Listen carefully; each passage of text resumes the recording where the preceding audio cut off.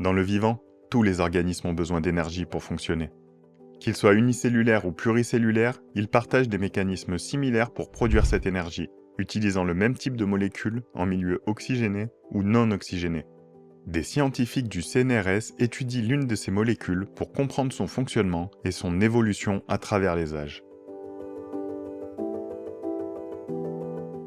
Une partie importante de nos recherches concerne l'étude de l'origine et de l'évolution de la complexité des micro-organismes qui leur confère la capacité à s'adapter à des environnements divers, en particulier par exemple chez les bactéries qui sont capables de résister aux antibiotiques. Une étude plus spécifique de l'équipe concerne les mécanismes de production de l'ubiquinone qui est connu sous son nom commercial comme coenzyme Q10.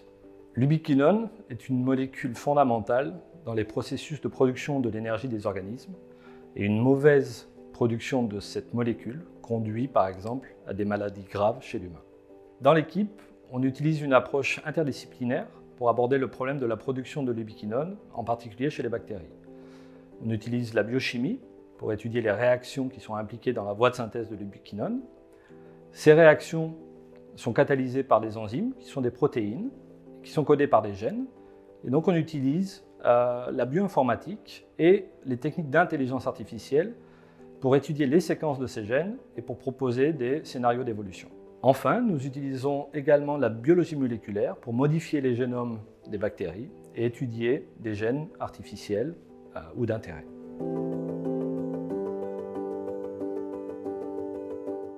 Dans les projets O2Taboo et DeepOn, nous avons utilisé cette interdisciplinarité pour comprendre comment les 3 atomes d'oxygène sont insérés dans la molécule d'ubiquinone. Plusieurs réactions chimiques sont nécessaires pour synthétiser l'ubiquinone. Et au début du projet, nous savions que ces 3 atomes d'oxygène proviennent de la molécule de dioxygène, O2, la molécule que nous respirons. Cependant, Escherichia coli, une bactérie sur laquelle nous travaillons au laboratoire, est capable de synthétiser l'ubiquinone dans un milieu où il n'y a pas de dioxygène. Comment fait-elle cela? C'est la question principale à laquelle nous avons voulu répondre dans le projet O2Taboo.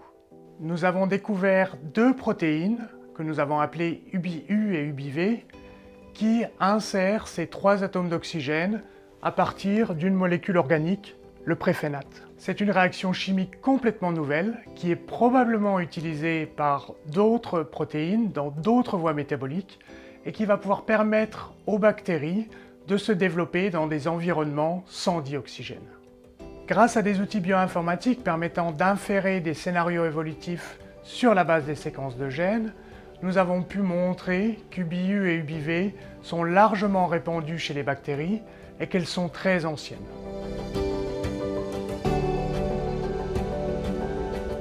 Dans le cadre du projet DeepOn, nous nous intéressons aux réactions enzymatiques qui se produisent en présence de dioxygène. Chez Escherichia coli, il y a 3 protéines qui sont impliquées dans ces réactions, UbiI, H et F. Nous avons précédemment démontré qu'il existait une variété d'enzymes qui étaient capables de réaliser ces réactions dans la diversité des bactéries. Il y a notamment certaines enzymes qui sont capables de réaliser une seule des 3 réactions d'ajout de l'atome d'oxygène, comme chez Escherichia coli, ou alors il y a des enzymes qui sont capables de faire 2 de ces réactions, voire 3 de ces réactions. Toutes ces protéines appartiennent à une même famille de protéines, elles dérivent d'un ancêtre commun. Avec le projet DeepOn, nous avons pu mettre en évidence que cet ancêtre commun était très ancien puisqu'il daterait de plus de 2 milliards d'années. L'évolution laisse des empreintes dans les séquences de protéines qu'on peut analyser par des outils bioinformatiques et grâce à ces traces, on peut reconstituer le scénario de ce qui s'est produit pour en arriver à cette diversité de fonctions dans cette grande famille de protéines. De façon ultime, le projet DeepOn nous donne un cas d'étude pour comprendre comment est déterminée la spécificité de fonction de chaque protéine. Donc dans ces 2 projets de recherche, notre interdisciplinarité nous a permis d'étudier des phénomènes extrêmement petits sur des échelles de temps extrêmement longues. L'une des perspectives du projet O2Taboo est de développer des inhibiteurs des protéines UBI-UV pour cibler des bactéries pathogènes qui ont besoin d'ubiquinone pour survivre. C'est le cas notamment de Pseudomonas aeruginosa, une bactérie pathogène qui infecte l'homme et sur laquelle travaille l'équipe dans le but d'essayer de développer de nouveaux médicaments antibactériens.